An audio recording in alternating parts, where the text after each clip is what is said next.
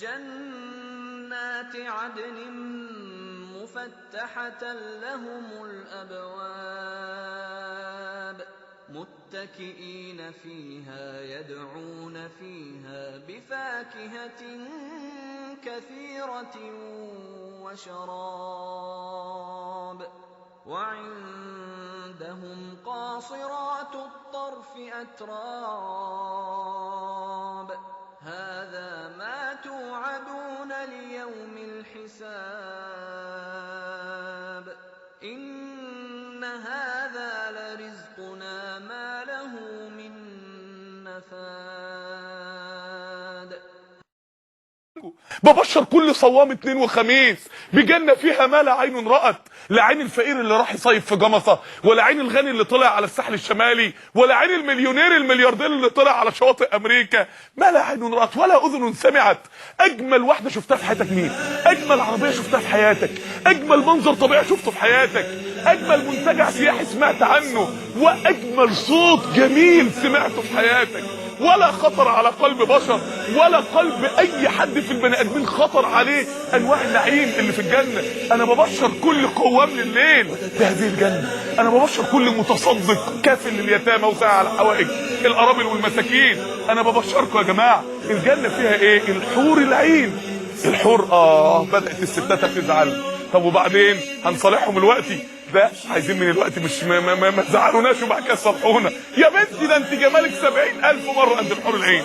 ده انا بوصف فيك الوقت، انا الوقت هتكلم عنك. انت نفسك هيبقى شعرك خمارها على راسها خير من الدنيا وما فيها. يعني ايه نصيتها على راسها؟ يعني وانت لابسه الخمار اجمل من ملكات جمال العالم والتاريخ. امال لو قلعتيه بقى، امال قصات الشعر ومشاط الذهب والوصفات بتوعك هيبقى شكلهم ايه؟ سعيد بن زيد رضي الله عنه من العشرة المبشرين في الجنة في معركة القادسية بعد كذا يوم تعب وجهاد نام فرأى كأن يوم القيامة ونودي رضي الله عن سعيد بن زيد. وقام جاي له 3 خيول ملائكة وقاموا عليهم ملائكة وقالوا له هلم بنا إلى ملكك في الجنة. دخلوا بيه الجنة. فلما دخلوا بيه فيقول فرأيت نساء كأن وجوههن القمر المنير فقلت أهؤلاء الحور العين؟ قالوا لا، هؤلاء وصفات الحور العين. ده دول وصفات. بيقول فمررنا على نساء وجوهن اشد جمالا منهن. دول الحور العين؟ لا دول وصفات الحور العين. كل ما يلاقي حاجه دول الحور، لا دول وصفاته. بيقول حتى وصلت الى 3 2 وجوهن كالبدر وامراه وجهها كالشمس المشرقه. فقلت من انت؟ قالت انا زوجتك في الجنه. فمددت يدي، مد ايده يسلم عليها يمسك ايديها. قالت له لا يا سعيد حتى يأذن الله، حتى يقضى أجلك. استشهد في معركة القادسية. تخيل معايا الجنة، الحورية بتاعت الجنة دي شكلها ايه؟ جمالها ايه؟ جمالها لون الجمال بتاعها ايه؟ ملكات جمال العالم جنبها يجوا ايه؟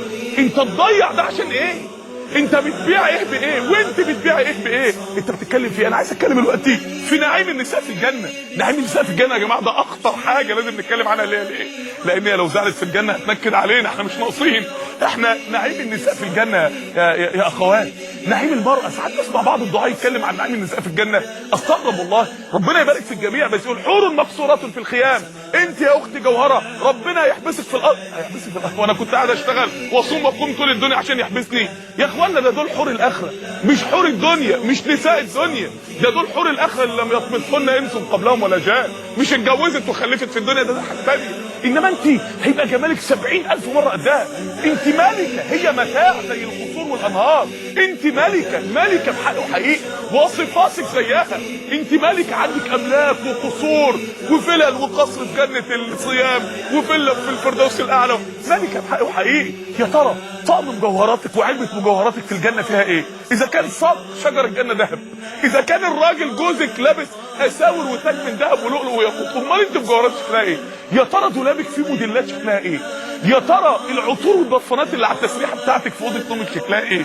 يا ترى تسريحات شعرك اللي وصفاتك هيعملوها لك هيبقى شكلها ايه؟ يا ترى هيبقى جمالك درجته ايه؟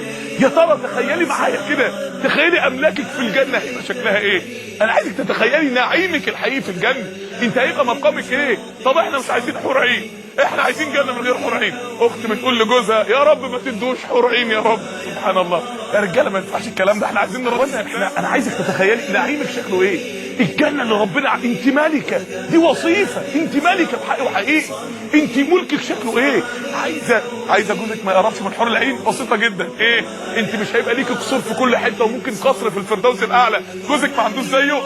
قولي له لو بصيت للحور العين ما عدتش هوديك القصر بتاع الفردوس الاعلى، بس خلاص هيسمع كلامك ويستجيب وما عادش هيقدر يزعلك بعد كده. امشي بجناني وبقصري مدللة مسموع امري، نسمات ترعب بشعري، انهاري تجري من تحتي وتكلم من شوقي صمتي، اغصاني حولي